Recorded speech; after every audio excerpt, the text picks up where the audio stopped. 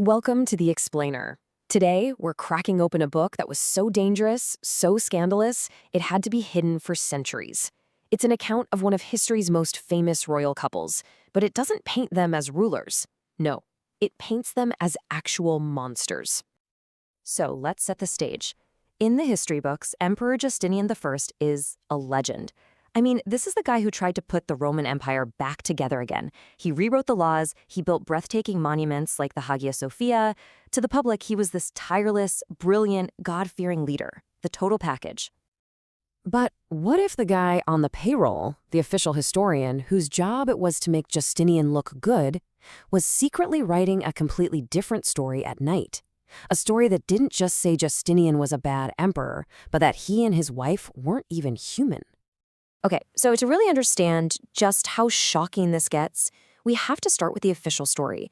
This was all written by a man named Procopius, and you have to understand, he wasn't some outsider. He was a high-ranking official, the emperor's personal historian. He had a front-row seat to everything.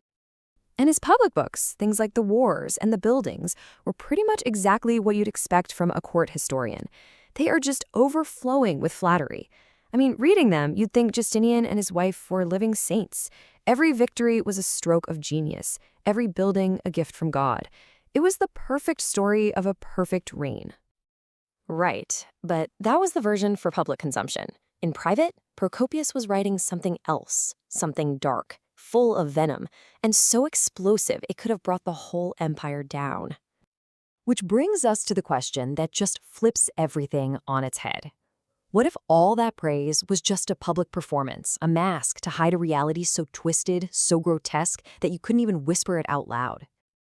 And this is it. It's called the Anecdota, which in Greek just means unpublished things. A pretty mild title for what it is. We call it the secret history. Procopius wrote every word in absolute secrecy, knowing that it was so scandalous, so damning, that it could never be read until long after he and everyone in it was dead and buried. And he tells us exactly why.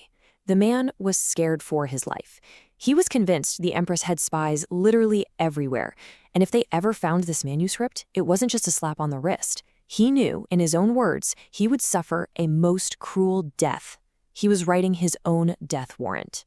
So what could possibly be so bad that it's worth risking that kind of death to write down? Well, let's start with the most powerful woman in the world at the time, the Empress Theodora. Now, it wasn't a secret that Theodora came from a rough background. Her dad was a bearkeeper at the circus, for crying out loud. And she'd been an actress, which back then was basically the same thing as being a prostitute. Everyone knew that. But Procopius claims the reality, what she actually did, was far, far more shocking than anyone knew. And Procopius, he doesn't hold back. He gets incredibly graphic. He's not just making vague claims, he's describing her stage shows in pornographic detail. He tells this infamous story of an act where she would lie naked on the stage and have servants sprinkle barley over her body so that geese would come and, well, eat it off of her. For a paying audience. He's painting a picture of someone completely, utterly shameless. As absolutely jaw-dropping as the stories about Theodora are, believe it or not, Procopius saved his most bizarre, his most genuinely terrifying claims for the emperor himself. This is the point where the secret history stops being a scandalous tell-all and basically becomes a horror story. The contrast is just stark. On one hand, you have the public Justinian, the pious Christian leader, the restorer of the empire.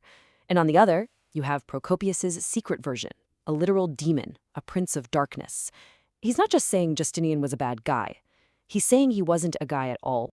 So Procopius says he got this from people who worked in the palace, who saw things they weren't supposed to see. They said Justinian had this habit of staying up late, just wandering the halls. But sometimes they would see his body pacing back and forth, while his head had just vanished, gone. And there's another story he tells from another supposed witness. This person swore they were standing right next to the emperor when his face just melted. It became a blank, featureless mass of flesh. No eyes, no nose, no mouth.